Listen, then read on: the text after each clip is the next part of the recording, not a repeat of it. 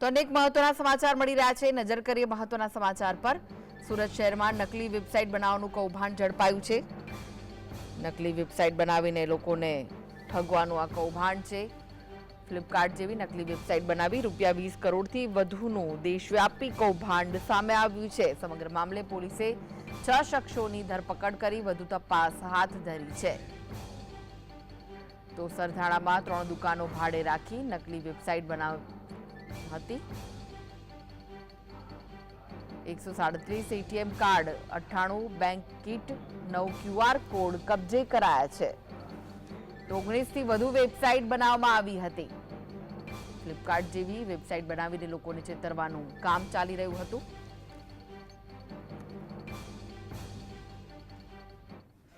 તો આ વિશે વધુ માહિતી માટે જોડાઈ ગયા છે સુરતથી સંવાદદાતા સાઈસ। નકલી વેબસાઇટ બનાવવાનું કૌભાંડ સામે આવ્યું છે। 19 જેટલી વેબસાઇટ બનાવી છે। શું વિગતો પડી રહી છે?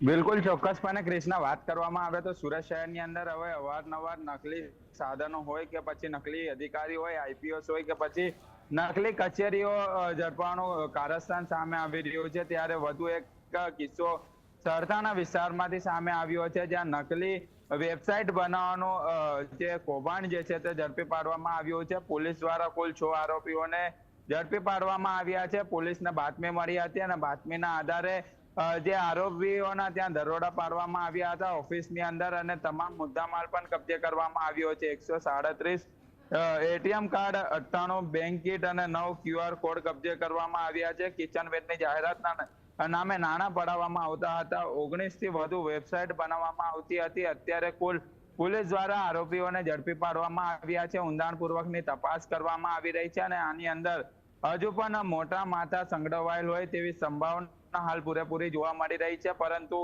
6 જેટલા આરોપીઓને પકડી પાડવામાં આવ્યા છે। કેટલા સમયથી આ કૌભાંડ ચાલી રહ્યું હતું તેની તપાસ છે અને તપાસના અંતે અત્યારે પોલીસ દ્વારા 6 આરોપીઓને પકડી પાડી તપાસના ધમધમાટ શરૂ કરવામાં આવ્યા છે। પરંતુ ક્રિષ્ના, ચોક્કસપણે સરથાણા વિસ્તારની અંદરથી જે ડુપ્લિકેટ શેમ્પૂનો ફેક્ટરી ઝડપાવવાનો કિસ્સો હોય કે પછી નકલી કચેરી સરથાણા વિસ્તારમાંથી ઝડપાવવાનો કિસ્સો સામે આવી રહ્યો છે। ત્યારે વધુ એક કૌભાંડ જે છે તે હાલ સરથાણા વિસ્તારમાંથી સામે આવ્યો છે અને હાલ પોલીસે 6 આરોપીઓને પકડી પાડી વધુ તપાસ હાથ ધરી છે અને હજુ પણ સર્ચ ઓપરેશન પોલીસ દ્વારા કરવામાં આવશે। અન્ય કેટલી જગ્યા પર આ જે પ્રક્રિયા કરવામાં આવી રહી હતી તેની પણ તપાસ કરવામાં આવશે। જી સાઈસ, સમગ્ર કૌભાંડ કેવી રીતે સામે આવ્યું? પોલીસે કઈ દિશામાં તપાસ હાથ ધરી છે?